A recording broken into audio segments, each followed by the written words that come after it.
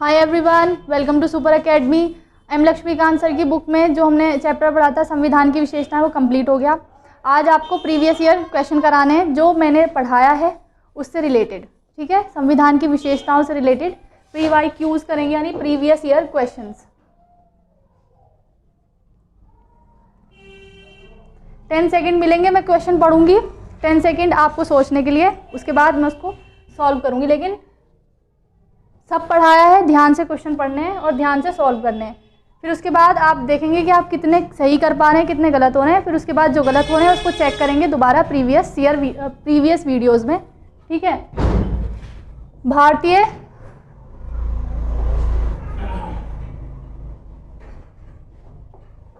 भारतीय संघात्मक व्यवस्था के संदर्भ में निम्नलिखित में से कौन सा कथन सही है? ये पूछा गया है यूपी PCS 2019 में। संघात्मक शासन व्यवस्था से रिगार्डिंग इसमें क्या सही है, कौन सा स्टेटमेंट सही है? भारतीय संविधान के अंतर्गत राज्यों को संघ से अलग होने का अधिकार नहीं है। अलग होने की मात्र वकालत करने पर अभिव्यक्ति की स्वतंत्रता की सुरक्षा मिलेगी। Your time start now, 10 second मिलेंगे।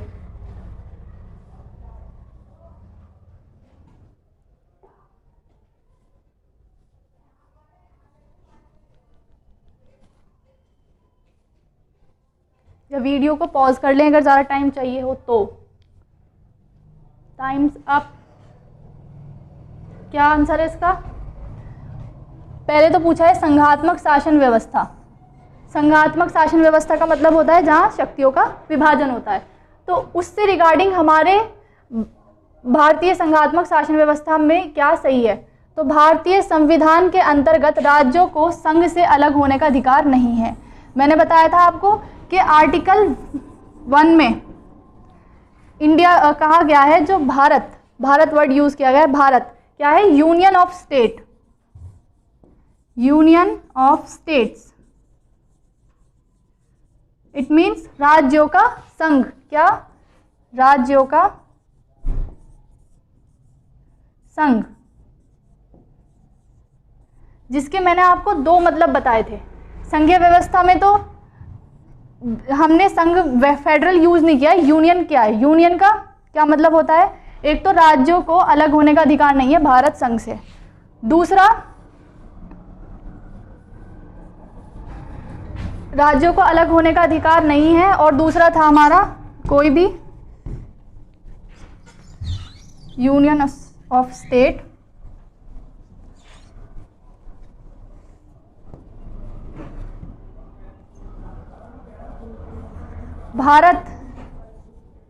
भारत संघ राज्यों के मध्य समझौते का परिणाम नहीं है।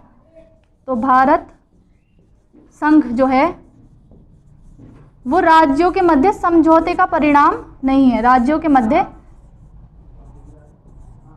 समझौता नहीं हुआ जिससे मिलकर भारत संघ बना है।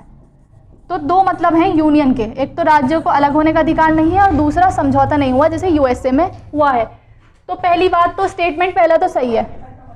अलग होने की मात्र वकालत, अगर कोई वकालत करता है अलग होने की, तो अभिव्यक्ति की स्वतंत्रता के तहत उसे सुरक्षा मिलेगी। अभिव्यक्ति की स्वतंत्रता मतलब आप कुछ भी कहने की स्वतंत्रता जो हमें मिली हुई है, कुछ भी नहीं, लेकिन कहने की जो स्वतंत्रता हमें मिली हुई है, अभिव्यक्ति, आप अपने फ्रीडम ऑफ एक्सप्रेशंस के हम संवैधानिक दायरे में रहकर किसी अभिव्यक्त कर सकते हैं, तो वो इसके तहत सुरक्षा मिली हुई है। जब अधिकार ही नहीं है, अभिव्यक्ति की स्वतंत्रता क्या है? अधिकार है, लेकिन राज्यों को अधिकार ही नहीं है, तो ये तो बात वैसे ही गलत हो गई। एक तरफ तो कह रहा है अधिकार ही नहीं है, और दूसरा अभिव्यक्ति की स्वतंत्रता जो कि हमारा फंडामेंटल राइट है, फंडामेंटल राइट है, उसके तहत कह दिया कि जी इसको सुरक्षा मिली हुई है। जब अधिकार ही नहीं है तो ये वाला अधिकार कैसे काम करेगा? तो ये वाला स्टेटमेंट गलत हो जाएगा। तो इसका आंसर है केवल एक। समझ आया? नेक्स्ट,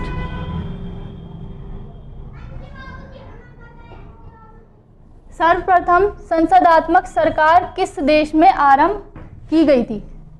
संसदात्मक सरकार पूछा है, ठीक, किस देश में आरंभ की गई थी? ग्रेट ब्रिटेन, बेल्जियम में, फ्रांस या स्विट्जरलैंड में? यूपीपीसीएस 2018 में पूछा है क्वेश्चन।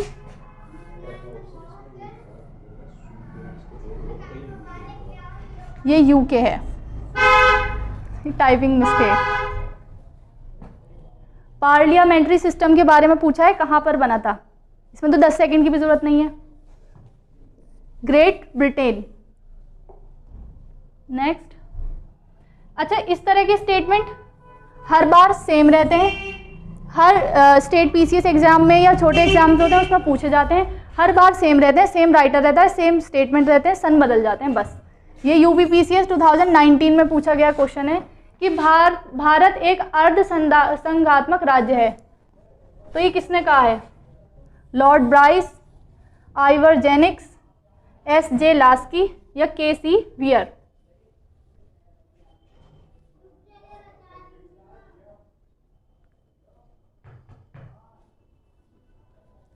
के.सी. वियर।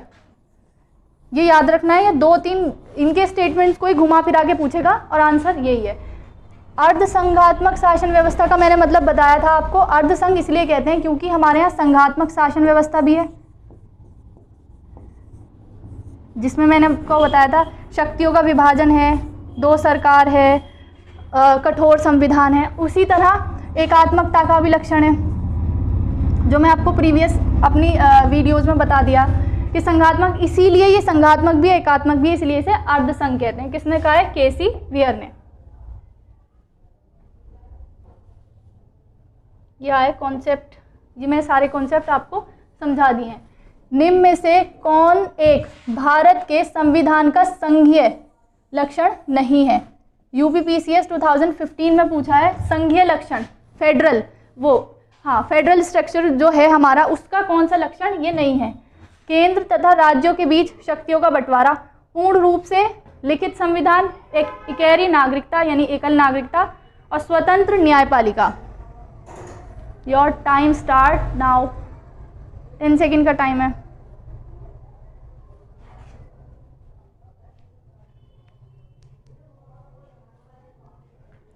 पूछ रहा है संघीयता का लक्षण या संघीय शासन का लक्षण नहीं है। संघीय का तो मतलब ही होता है जब संघात्मक शासन होता है कि शक्तियों का विभाजन होता है, तो ये तो है नहीं।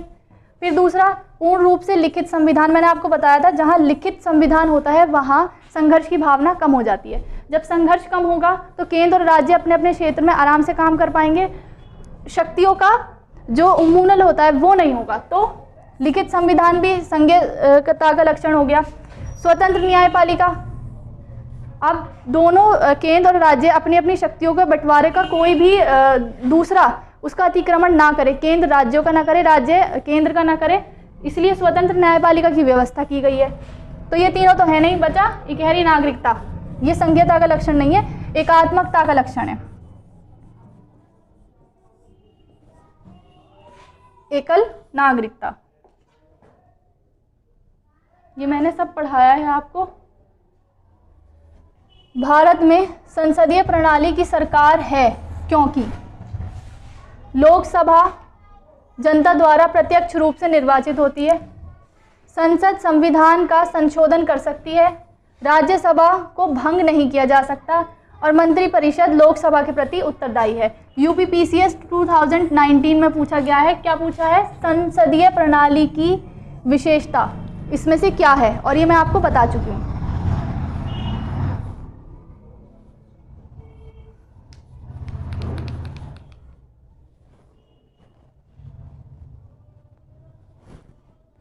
संसदीय शासन प्रणाली हमने अपनाई है, इसकी क्या एक फीचर बताया था मैंने आपको कि जो लोकसभा है, लोकसभा में कार्यपालिका विधायिका के प्रति उत्तरदायी होती है, यानी कार्यपालिका लोकसभा के प्रति उत्तरदायी है, उत्तरदायी है। कितने? आर्टिकल 75(3) के तहत कार्यपालिका लोकसभा के प्रति उत्तरदायी है। तो ये 75(3), तो क्या इसका लक्षण है? मंत्रिपरिषद लोकसभा के प्रति उत्तरदायी है। ये सब ठीक है, लेकिन जो पूछा क्या है, संसदीय प्रणाली की विशेषता। तो इसकी विशेषता क्या है, मंत्रिपरिषद लोकसभा के प्रति उत्तरदायी होती है। Next,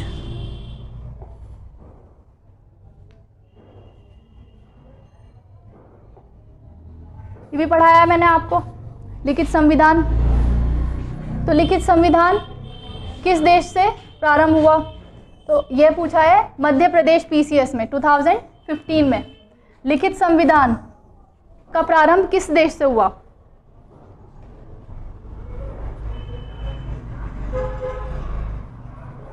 America.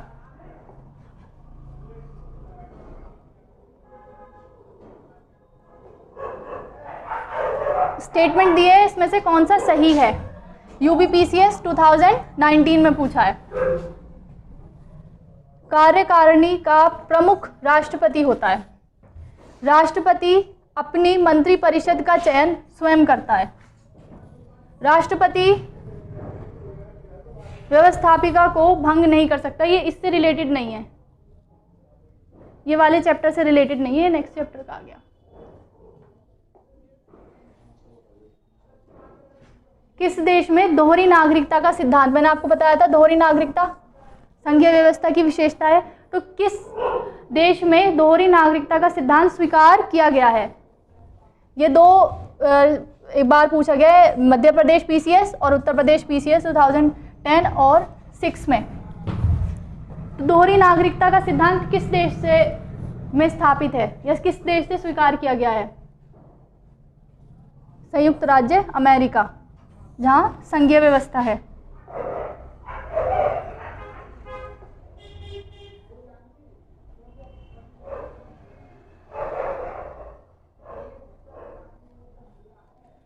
नए राज्यों के गठन की शक्ति निहित है, ये इससे रिलेटेड तो नहीं है लेकिन ये आ गया, टाइपिंग मिस्टेक। यूपीपीसीएस 2008 में पूछा है, इसका आंसर है संसद में। ये भी आगे आएगा तो उसमें आगे पढ़ाऊंगी।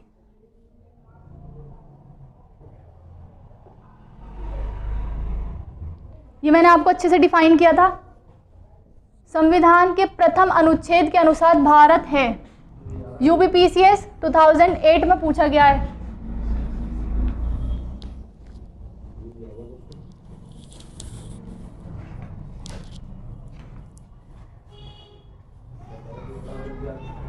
अभी मैंने पीछे डिफाइन किया है आपको, राज्यों का यूनियन कहा गया है आर्टिकल 1 में, और क्यों कहा गया है ये भी मैंने आपको अच्छे से डिफाइन कर दिया है। संसदात्मक शासन व्यवस्था में स्टेटमेंट दिए, संसदात्मक शासन व्यवस्था में यूपीपीसीएस 2010 में पूछा गया है, न्यायपालिका का कार्यपालिका पर नियंत्रण होता है। कार्यपालिका का न्यायपालिका पर नियंत्रण होता है, कार्यपालिका का विधायिका पर नियंत्रण होता है, या विधायिका का कार्यपालिका पर नियंत्रण होता है। सेम क्वेश्चन पीछे कराया, लैंग्वेज चेंज, इसी वजह से बच्चे कंफ्यूज हो जाते हैं। तो ध्यान रखना है, अगर कोई क्वेश्चन पूछा है तो वो कई तरीके से पूछा जा सकता है, इसका आंसर बताएंगे और इसके 5 सेकंड मिलेंगे, पीछे भी करा दिया।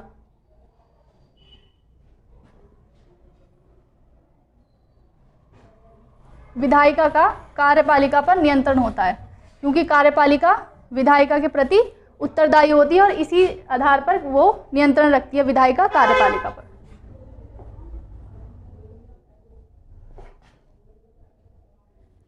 निम्नलिखित कथनों पर विचार कीजिए, यूपीपीसीएस 2012 में पूछा है। भारत एक लोकतांत्रिक राज्य व्यवस्था है। भारत एक प्रभुसत्ता संपन्न राज्य है। भारत में लोकतांत्रिक समाज है। भारत एक कार्यकारिणी राज्य, कल्याणकारी राज्य है। कौन सा स्टेटमेंट सही है इसमें से? यूपीपीसीएस 2012 में पूछा है, इंडिया एक वेलफेयर स्टेट है या नहीं, बताइए।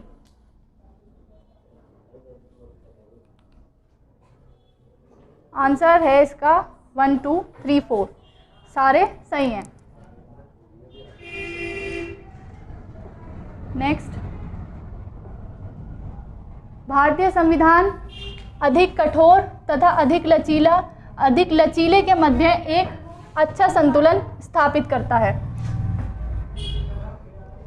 यूपीपीसीएस 2005 में पूछा गया है। ना तो कठोर है ना लचीला, ये किसने कहा है? K C wear.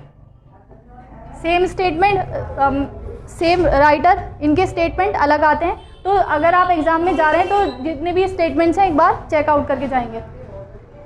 कई बार एग्जाम में स्टेटमेंट पूछ लेते हैं क्योंकि सेम रहते हैं, बदलते नहीं हैं, और वो ठीक हो जाता है एग्जाम में। निम्नलिखित में से कौन एक अध्यक्षात्मक शासन प्रणाली का आधारभूत तत्व है? ये जो एक्सट्रीम स्टेटमेंट होते हैं ना, इनको ध्यान से पढ़ना है। आधारभूत तत्व है मतलब उसका अध्यक्षात्मक शासन प्रणाली का जो मेन फीचर है वो क्या है? संविधान की कठोरता, एकल कार्यपालिका, व्यवस्थापिका की सर्वोच्चता, अपशिष्ट शक्तियां या अपशिष्ट अधिकार राज्यों के पास होना।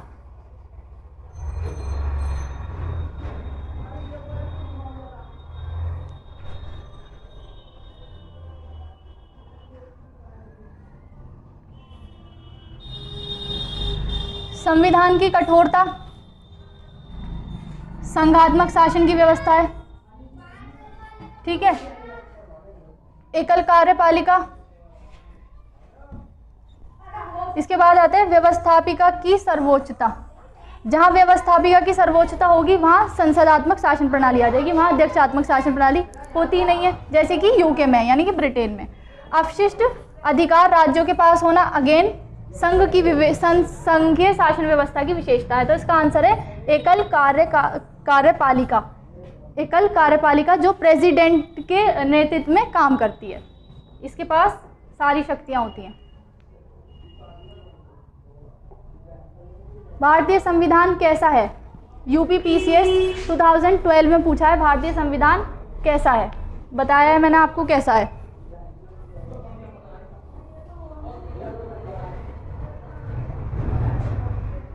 कैसा है? अंशतः कठोर और अंशतः लचीला। बहुत सारे बच्चों ने लगाया होगा ना ही कठोर ना ही लचीला, समन्वय है। नीचे का ऑप्शन पढ़ते नहीं है, शुरू में ही देख के अच्छा ये लगा देते हैं, लेकिन सारे ऑप्शन ध्यान से पढ़ने, उसके बाद आंसर लगाना है। तो पहली नज़र पड़ गई होगी, ना कठोर ना लचीला। निम्न कथनों पर विचार कीजिए और अंत में दिए गए कूट से सही उत्तर का चयन कीजिए। यूपीपीसीएस 2012 में पूछा है, भारत के संविधान में एक संघीय प्रणाली का प्रावधान किया गया है। उसने एक बहुत शक्तिशाली केंद्र की रचना की है। ये कथन और कारण वाले क्वेश्चन है और इसमें आपको बताना है जो आर्ग्यूमेंट दिया हुआ है उसका रीज़न सही है या नहीं, या वो दोनों मैच कर रहे हैं या नहीं।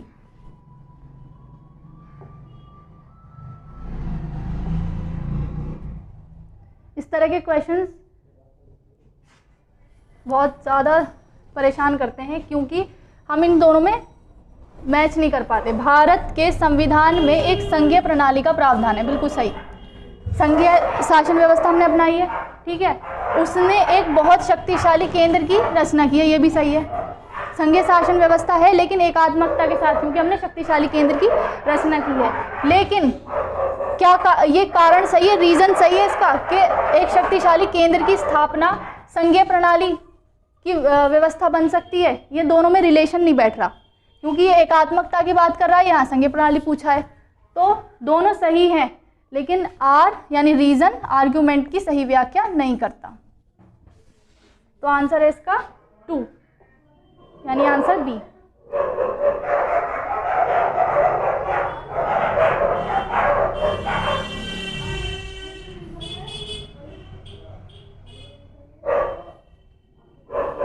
ये पीछे पूछा है यूपीपीसीएस 2006 में, क्वेश्चन रिपीट होते हैं, लैंग्वेज चेंज हो जाती है। संयुक्त राज्य अमेरिका, सब इससे पहले पूछा था कि सबसे पहला लिखित संविधान कहाँ का है, अब पूछा है कि ये अवधारणा कहाँ से आई, तो संयुक्त राज्य अमेरिका। निम्नलिखित में से किससे विनिर्देशित होता है कि भारत का संविधान परिसंघीय है, भारत में संघीय व्यवस्था है, इनमें से कौन सा स्टेटमेंट उसको प्रूव करता है? IS 1994। संविधान लिखित और अनम्य है यानी कठोर। न्यायपालिका स्वतंत्र है। अपशिष्ट शक्तियों का केंद्र में निहित होना, या केंद्र और राज्यों के बीच शक्तियों का वितरण। परिसंघीय संघीय व्यवस्था को कौन डिफाइन करता है?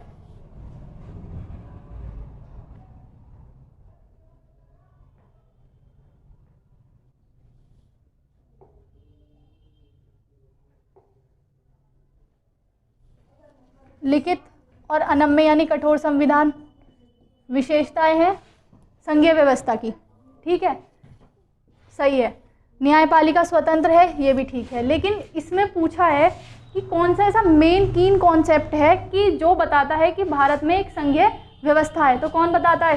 केंद्र, संघ का मतलब क्या होता है? संघीय व्यवस्था का मतलब क्या होता है? केंद्र और राज्यों के बीच शक्तियों का बंटवारा। ठीक, तो ये भी है, ये दोनों स्टेटमेंट ठीक है कि संघीय व्यवस्था को बताते हैं, लेकिन मेजर कॉन्सेप्ट क्या है संघवाद का? यह है कि शक्तियों का बंटवारा। तो ऐसे कॉन्सेप्ट भी ध्यान रखने, कई बार सही स्टेटमेंट दे देते हैं और उसमें पूछते हैं कि इसमें से कौन सा ठीक है। तो जो ज़्यादा उसको फोर्स करता है या ज़्यादा उसमें, जैसे कि संघीय व्यवस्था को पूछा है, ये दोनों ठीक हैं लेकिन ये ज़्यादा रिलेट कर रहा है, तो ये आंसर ये वाला सही है, 4। नेक्स्ट, ये भी आर्ग्यूमेंट और रीजन से पूछा है, कथन कारण है ये। भारतीय संविधान अर्ध संघात्मक है। क्यों है मैंने बता दिया। भारतीय संविधान ना तो संघात्मक है और ना ही एकात्मक है। ये दोनों स्टेटमेंट रिलेट करते हैं या नहीं, ये बताना है। आर्ग्यूमेंट सही है, रीजन सही है, या ये दोनों UPPCS 2007 में पूछा है। दोनों भी बताए मैंने, दोनों डिफाइन किया। अर्ध संघ है क्योंकि ना तो पूरा संघात्मक है ना एकात्मक है, तो दोनों सही है और ये इसको सही व्याख्या भी कर रहा है इसकी।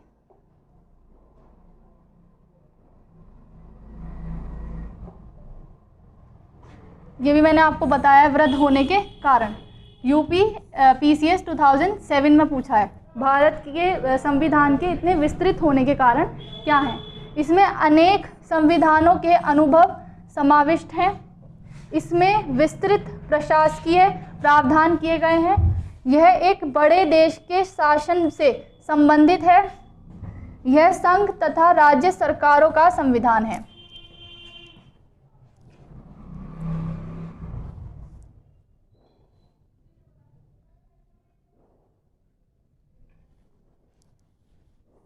यह संघ राज्य के सरकारों का संविधान है।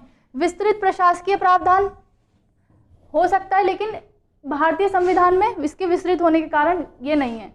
बड़े देश का शासन, ज़्यादातर देश बड़े ही होते हैं, इसका मतलब ये नहीं है कोई रूस है इतना बड़ा, अमेरिका, लेकिन इसका मतलब ये नहीं है कि उसका संविधान विस्तृत हो जाए। हमारे राज्यों के लिए और सरकार, राज्य सरकार और संघ सरकार के लिए संविधान है और सभी का प्रावधान इसमें किया गया है, इसलिए ये विस्तृत है।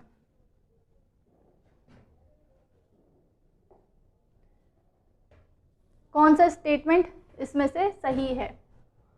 ये बिहार PCS में पूछा है 1992-93 में, यानी 2 साल आया है। 92 में भी पूछा और 93 में भी पूछा आई थिंक।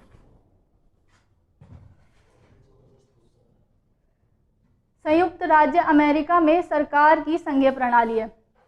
भारत में सरकार की संघीय और एकात्मक दोनों प्रकार की प्रणाली है।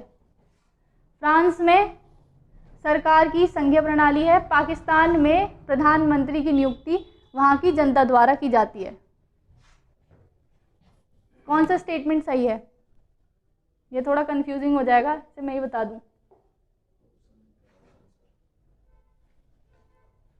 भारत में सरकार की संसदीय शासन व्यवस्था है, तो संघीय एकात्मक से तो मतलब ही नहीं बैठता, क्योंकि सरकार जो है हमारे यहाँ संसदात्मक है।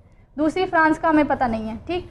पाकिस्तान में प्रधानमंत्री की नियुक्ति वहाँ की जनता करती है, नियुक्ति नहीं करती, चुनाव करती है,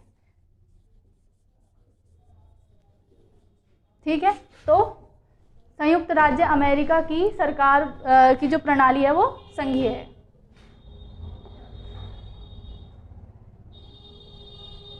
इस क्वेश्चन को रखने का मतलब ये था कि भारत के अलावा थोड़े देश की भी देख लेनी है। भारतीय संसदीय प्रणाली ब्रिटिश संसदीय प्रणाली से इस बात में भिन्न है। ये मैंने अच्छे से 2 बार डिफाइन किया है अपने दोनों लेक्चर्स में कि भारत की जो संसदीय प्रणाली है भारत से अलग है ब्रिटेन की। तो क्यों अलग है?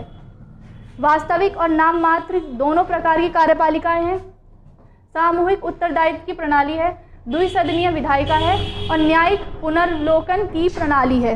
ये मैंने अच्छे से डिफाइन किया है, आंसर करेंगे। IAS 1998 में पूछा गया क्वेश्चन है।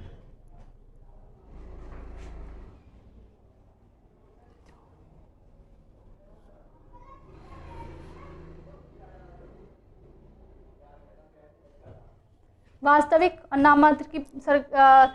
नाममात्र दोनों प्रकार की कार्यपालिकाएं किस आधार पर कह सकते हैं हम कि यूके और भारत की जो संसदीय प्रणाली है वो अलग है। मैंने आपको बताया था कि वहाँ संसद सर्वोच्च है, यहाँ क्या है? संविधान सर्वोच्च है। तो और यहाँ पर संविधान सर्वोच्चता का मतलब ये है कि अगर संसद कोई भी ऐसा नियम कानून बनाती है जो संविधान से इतर है तो उसे जो हमारी सुप्रीम कोर्ट है उसे अनकॉन्स्टिट्यूशनल घोषित कर सकती है, यानी असंवैधानिक घोषित कर सकती है। तो ये व्यवस्था ब्रिटेन में नहीं है कि न्यायिक पुनर्लोकन यानी जुडिकल रिव्यू। तो आंसर है 4।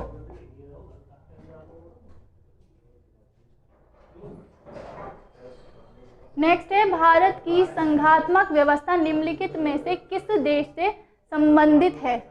संघात्मक व्यवस्था मैंने आपको बताया था किस देश से क्या लिया है। मिश्रित संविधान है हमारा, हमने किस देश से क्या लिया है, ये सबसे ज़्यादा पूछा जाने वाला क्वेश्चन है।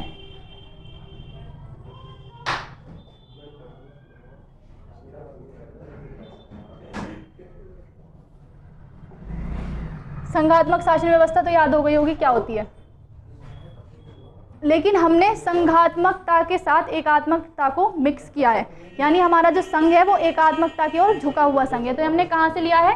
कनाडा से। इस ये जो टॉपिक है, कॉन्सेप्ट है, इसको अच्छे से करना है। हर साल या लगभग हर साल क्वेश्चन आते हैं और इससे पॉलिटी में एक क्वेश्चन रहता ही रहता है कि किस देश से हमने क्या लिया। UPPCS 2006 में पूछा गया क्वेश्चन है।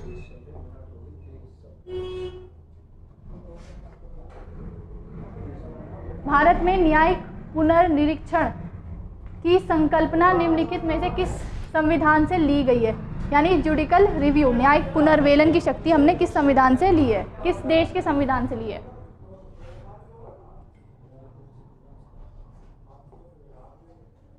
संयुक्त राज्य अमेरिका से।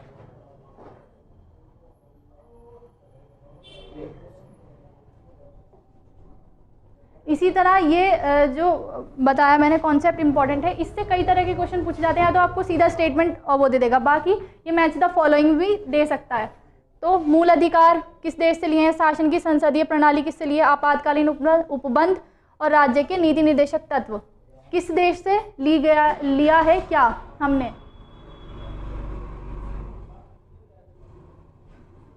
मूल अधिकार अमेरिका के संविधान से हमने लिए हैं, ये मैंने बताया था आपको। ठीक, संसदीय प्रणाली अभी बताया, पीछे कहाँ की है हमारे पास? यूके की। आपातकालीन उपबंध हमने जर्मनी से लिए हैं और राज्य के नीति निर्देशक तत्व हमने आयरलैंड से लिए हैं। अब इसमें मैच कर लेना कौन सा सही बैठ रहा है।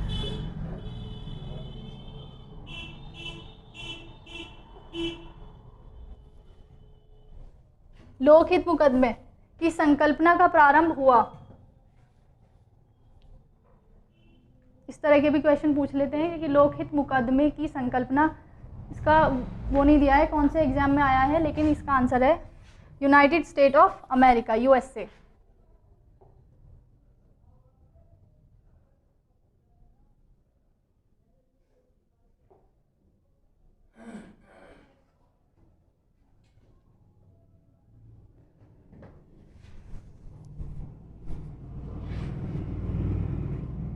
ये क्वेश्चन टाइपिंग मिस्टेक हो गई, क्वेश्चन के आंसर नहीं दिए।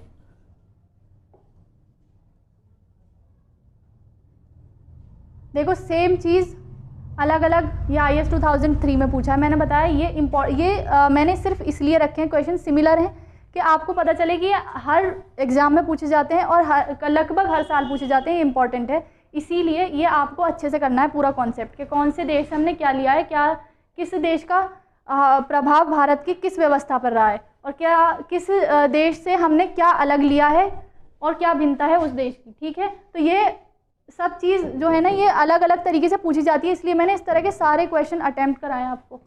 ये भी सेम है, पीछे मैंने करा दिया।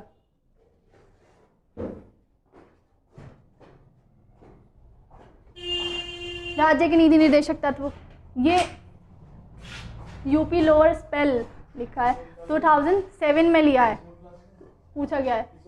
निम्नलिखित में से कौन सा लक्षण भारत के परिसंघीय और अमेरिका की परिसंघीय में समान रूप से पाया जाता है? भारत के परिसंघीय तो हमने पढ़ लिया कई बारी, लेकिन अमेरिका और इंडिया में क्या सिमिलैरिटीज़ हैं ये पूछिए इस क्वेश्चन में। तो हमें अपनी तो पढ़नी है कि हमने किस देश से क्या लिया है, लेकिन उस देश से हमारे देश में क्या सिमिलैरिटीज़ हैं, क्या सिमिलैरिटीज़ नहीं है, उसको अच्छे से पढ़ना है। एक ही नागरिकता, संविधान की 3 सूचियाँ, न्यायपालिका की द्वैधता, संविधान के निर्वाचन के लिए परिसंघीय उच्चतम न्यायालय। भारत में और अमेरिका के फेडरल में क्या क्या सिमिलैरिटीज़ हैं?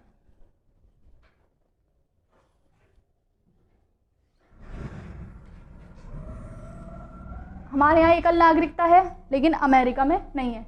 संविधान की 3 सूचियाँ हमें पता है, हमारे यहाँ तो है, अमेरिका की नहीं पता। लेकिन न्यायपालिका की द्वैधता हमारे यहाँ नहीं है, हमारे यहाँ एकीकृत न्यायपालिका है। तो क्या सिमिलैरिटीज़ है? आंसर क्या है? संविधान के निर्वाचन के लिए परिसंघीय उच्चतम न्यायालय।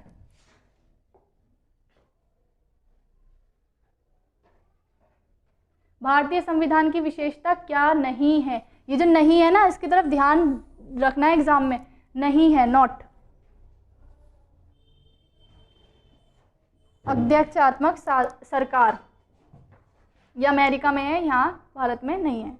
नेक्स्ट है, भारतीय संविधान में मौलिक कर्तव्यों का विचार किस देश से लिया गया है? रूस, पूर्व USSR के संविधान से लिया है हमने। ठीक है। भारत के संदर्भ में निम्नलिखित में से कौन धर्मनिरपेक्षता शब्द का सही भाव है? ये अच्छे से डिफाइन किया मैंने आपको, धर्मनिरपेक्षता। UPPCS 2005 में पूछा गया है कि धर्मनिरपेक्षता को कौन सा स्टेटमेंट सही से डिफाइन करता है? भारत में अनेक धर्म हैं, भारतीयों को धार्मिक स्वतंत्रता प्राप्त है, धर्मानुपालन व्यक्ति की इच्छा पर निर्भर करता है, भारत में राज्यों का कोई धर्म नहीं है। भारत में राज्यों का कोई धर्म नहीं है। इसका आंसर, भारत एक गणतंत्र है,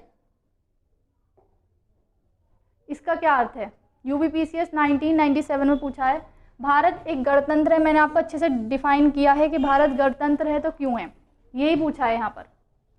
सभी मामलों में अंतिम अधिकार जनता के पास है, भारत में संसदीय शासन नहीं है, भारत में वंशानुगत शासन नहीं है, भारत राज्यों का संघ है। गणतंत्र इनमें से किस स्टेटमेंट में है? भारत में वंशानुगत शासन नहीं है, इसीलिए हम गणतंत्र व्यवस्था है हमारे यहाँ। और ब्रिटेन में वंशानुगत शासन है, इसलिए वहाँ वंशानुगत व्यवस्था या उत्तराधिकारी व्यवस्था है। भारतीय संघात्मक व्यवस्था के संदर्भ में निम्नलिखित में से कौन सा स्टेटमेंट सही है? UPPCS 2019 में पूछा है, कौन सा स्टेटमेंट सही है संघात्मक शासन व्यवस्था के रिगार्डिंग? सभी मामलों में अंतिम अधिकार जनता के पास है। अनदर टाइपिंग मिस्टेक, ये गलत हो गया क्वेश्चन। संघात्मक व्यवस्था मैंने आपसे कंप्लीट करा दिया है पूरा, इसमें भी कुछ ऐसा ही होगा जो मैंने पीछे करा दिया है। इसी के साथ ये चैप्टर और इसके सारे प्रीवियस ईयर जितने भी पूछे गए हैं कंप्लीट हो गए। अब अगले लेक्चर में नेक्स्ट चैप्टर शुरू करेंगे। Thank you so much.